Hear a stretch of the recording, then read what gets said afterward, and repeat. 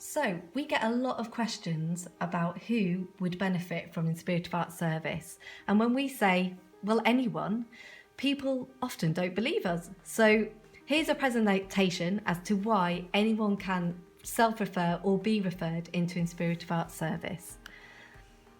So, we provide arts therapies and therapeutic arts for vulnerable children and adults, including people with learning disabilities or physical disabilities, autism, or people with social and communication disorders that perhaps have emotional or behavioural difficulties, memory loss, difficulty with thinking, problem solving or language. Perhaps they have mental health issues. We also support people who are carers for friends and family members with additional needs, and people who work in caring jobs. So, we offer different levels of service. As you can see here, from level 1, we have skill building and peer mentoring using creative enablement to help people at this level. Level 2, therapeutic ways to wellbeing, they're groups and one-to-one, as well as creative mentoring. At level 3, we have one-to-one or small group, deeper therapeutic work. And then at level 4, one-to-one or small group, longer term therapy, arts therapy. And level 5, one-to-one, short-term arts therapy.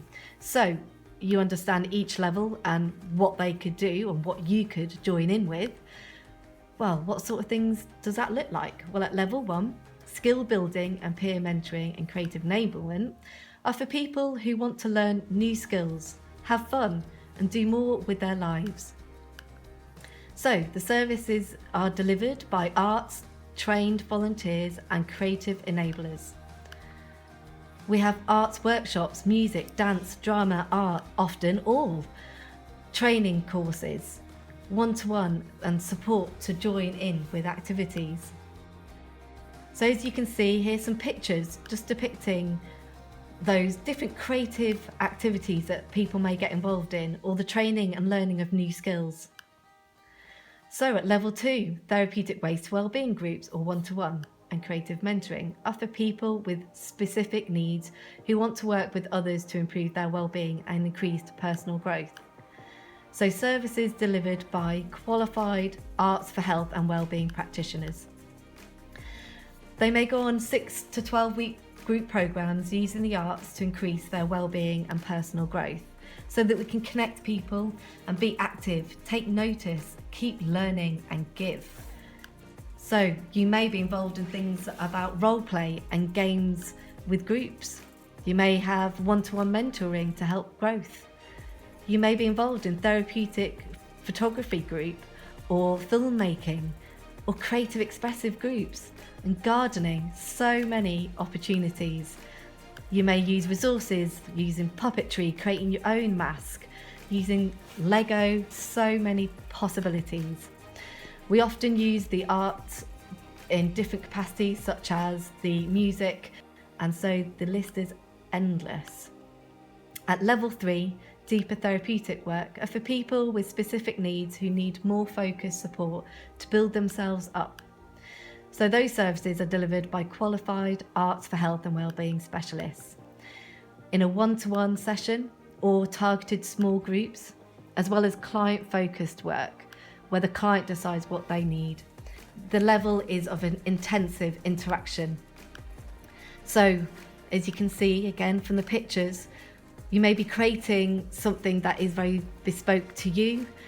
You may be connecting in ways that is very embodied. You may be engaging in activities very meaningful for you too. And what sort of things do we do at level 5? And level 4, the short and long-term art therapy? Well, that's for people who need intensive support to survive a crisis, or who need to deal with previous trauma which still holds them back in life. Those services are delivered by qualified art psychotherapists, art therapy, drama therapy, music therapy, dance movement psychotherapy.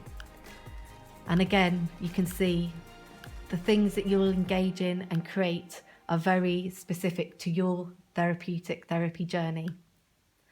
So what difference do we make? Well, our standardised assessment and monitoring tools show that on average, a client coming to us for intensive therapy work to tackle real difficult issues will experience 39% increase in their ability to cope, 38% increase in their personal resilience and well-being overall, and a client may also improve their general well-being. Their experience is 9% improvement in specific areas of their lives and 7% increase in their overall well-being. So, someone accessing our full range of services might experience a 48% improvement in things they particularly want to address and 45% improvement in their well-being overall. And that was based on our outcomes from 2019. That year, our top 10 personal growth scores in well-being were around managing emotions and behaviours, developing collaborative skills, being able to maintain self-expression, developing a focus and engagement so they can be more in the moment, develop sense of self in relation to others, develop basic numeracy and English, trying new things or developing nurturing relationships. They've improved in communication skills and positive interaction, and use creativity to explore difficulties. And in the therapy, we have clients who improve independent decision making, understanding self-identity and relationships, managing bereavement and loss, processing domestic violence related trauma, increase confidence and self-esteem, developing their self-expression, increase emotional regulation, develop self-belief, reduce self-harming behaviours, and increase motivation. So people often ask how they're going to fund these services. Well, you can either pay using a personalised service, so that might be that you have a personal social care budget or an education, health and care plan budget. There may be commissioning frameworks such as early help and intervention services or alternative education services or day services that you can access. We also have funding to provide free services to a whole range of people, such as carers or people wanting to progress into work, people negatively impacted by coronavirus, and those who want to dance to improve their health and well-being. So for carers, we have the Carers Cafe. Support, respite, a place to talk and creative activities for anyone who cares for someone else.